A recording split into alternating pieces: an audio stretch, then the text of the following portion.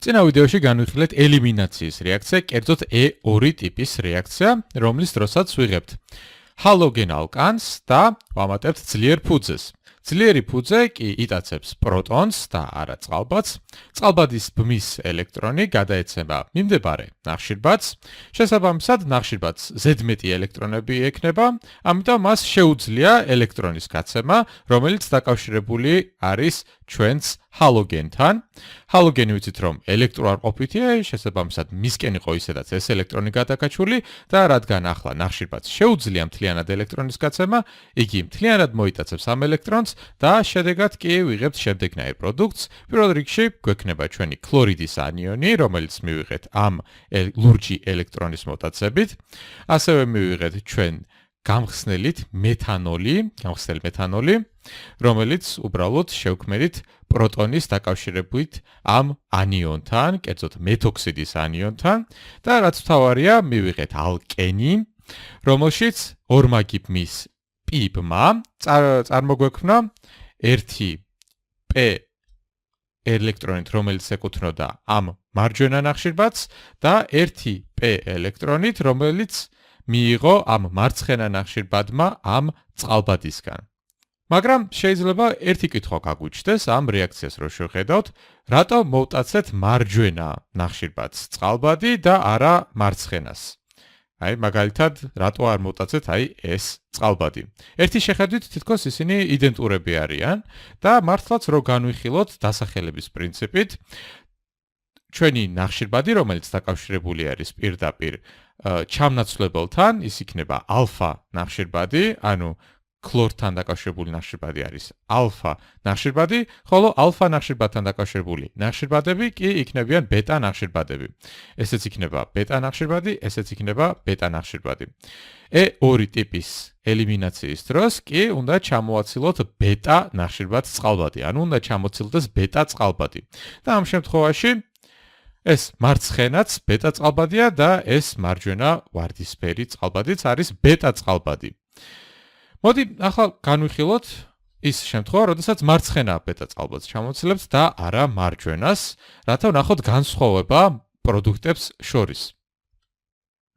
აქ მაქვს გადახატული იდენტურად ჩვენი საწყისი ნივთიერება, ანუ ჰალოალკანი და გადავხატავ ისევ ჩვენს რეაგენტს, რომელიც არის ძლიერი ფუძე, მეთოქსიდის ანიონი. აქ გვაქვს OCH3, სადაც OS აქვს 3 თავისუფალი ელექტრონის წყვილი და ასევე უარყოფითი მუხტი. მას შეუძლია ამ უარყოფითი მუხტის გაცემა, კერძოდ იგი მუხტს გადასცემს პროტონს, ამჯერად მარცხენა ბეტა წყალბადს, რომელიც შეგვიძლია პროტონად ჩავთვალოთ, რადგან იგი ელექტრონს ტოვებს, ცარიელი პროტონი არის.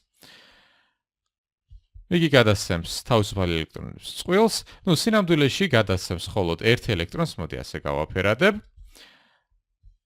ხოლო რაც შეეხება ამ წყალბადს, მას აქვს ერთი ელექტრონი, რომელსაც იგი გადასცემს ამ ნახშირბადს. ამ ნახშირბადს აღმოაჩნდება 8-ზე მეტი ელექტრონი, შესაბამისად მას დაკარგვა მოუნდება ელექტრონების და იგი დაკარგავს ქლორთან გადაცემის გზით. მას აქვს აქ ერთი ელექტრონი, რომელსაც ქლორს გადასცემს.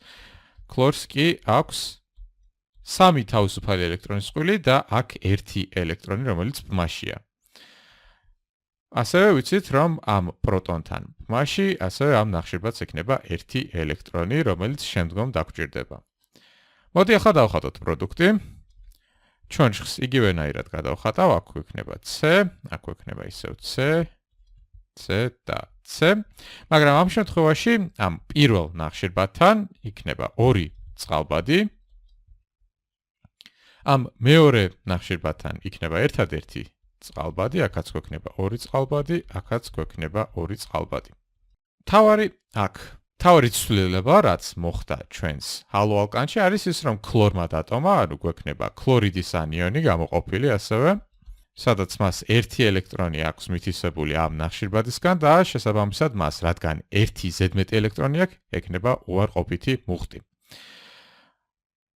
და რადგან ქლორმა დატოვა და რადგან ამ ნახშირბადმა მიიღო ეს ზედმეტი ელექტრონი, აქ გვაქვს ერთი P ელექტრონი, აქ კი მეორე P ატომური ორბიტალების გადაფარვით კი წარმოგვექნება π-ბმა, ანუ აქ წარმოგვექნა ორმაგი ბმა, რომელიც შექმნილია ამ ორი ელექტრონით. და ასევე წარმოგვექნა მესამე პროდუქტიც, რომელიც არის მეთანოლი, გვექნება OCH3 დაკავშირებული ამჯერად პროტონთან. აქ გვექნება ეს მეორე მწვანე ელექტრონი, რომელიც გადასცა ამ წყალბადს, უბრალოდ პროტონს. აქ რა თქმა უნდა გვექნება ბმა შექმნილი ამ ორი ელექტრონით, ასევე შანგბადს ექნება ორი თავისუფალი ელექტრონის წყვილი. მოდი ახლა დასახელება ვცადოთ ჩვენი მთავარი პროდუქტის. თუ დავაკვირდებით სტრუქტურას, ხედავთ რომ გვაქვს ორმაგი ბმა და 4 ნახშირბადი. ანუ ეს არის ბუტენი, მაგრამ ორმაგი ბმა არის პირველივე ნახშირბადზე, შესაბამისად ეს იქნება 1 ბუტენი და არა 2 ბუტენი. შესაბამისად მნიშვნელობა აქვს თუ რომელ წყალბადს ჩამოვაცილებთ, იმიტომ რომ სხვადასხვა პროდუქტები მივიღეთ. და როგორც ჩანს, უფრო დიდი რაოდენობით ვიღებთ 2 ბუტენს და უფრო ნაკლები რაოდენობით ვიღებთ 1 ბუტენს.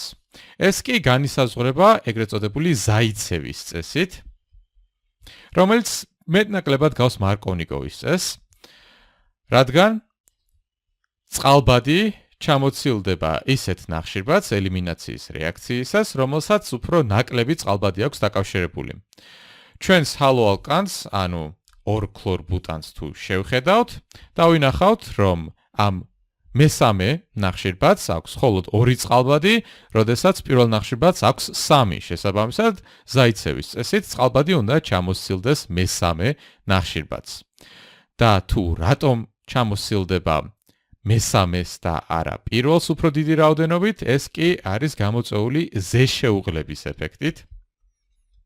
ზეშეუღლების ეფექტს კი ახლავე აგიხსნით. მოდი გადავხატოთ ჩვენი პროდუქტები ოღონდ უფრო გამარტივებული სახით. 2 ბუტენი, როდესაც გვაქვს აქ 2 ცენტრალური ნახშირბადი, რომელიც ორმაგი ბმით არის დაკავშირებული. პირველი უпростоრად ეს მეორე ნახშირბადი, თუ მარცხნივ დავითვლით, არის დაკავშირებული მეთილის ჯგუფთან და წყალბადთან. აქ იყოს წყალბადი და აქ მეთილის ჯგუფს აღნიშნავ R ჯგუფით, ანუ უბრალოდ ალკილის ჯგუფით, იმიტომ რომ შეიძლება უფრო დიდი ჩამნაცვლებელი იყოს. და ასევე მარჯვენა ნახშირბადზეც იგივე სიტუაცია არის, გვაქვს მეთილის ჯგუფი და წყალბადი და ამასაც ასევე აღნიშნავ R-ით, ოღონდ ამჯერად R' იყოს, იმიტომ რომ შეიძლება სხვადასხვანაირი ჩამნაცვლებები იყოს და აქ ასევე გვექნება წყალბადი. ეს არის ზაიცევის პროდუქტი, ხოლო რაც შეეხება ამ მეორე პროდუქტს, კერძოდ 1 ბუტენს, მას თუ აღნიშნავთ, ამ R ჯგუფებით გვექნება C დაკავშირებული ორმაგი ბმით C-სთან, აქ გვექნება 2 წყალბადი, როგორც ხედავთ ამ ნახატზე და მარჯვნივ კი გვექნება ეთილის ჯგუფი, რომელსაც R-ით აღნიშნავთ და წყალბადი. აქ გვექნება წყალბადი, აქ კი გვექნება ეთილის ჯგუფი, რომელსაც მოდი R ორმაგი პრიმით აღნიშნავ, ორმაგი შტრიხით.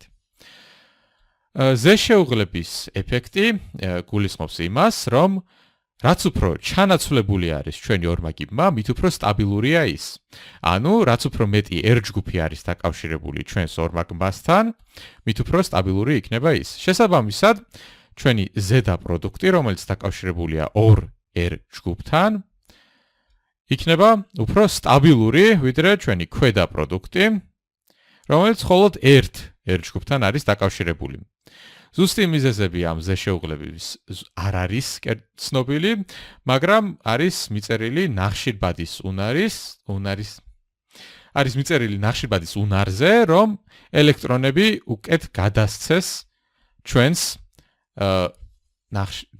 ბეტა ნახშირბადს და უფრო მარტივად დაასტაბილუროს ის, ვიდრე წყალბადს შეუძლია.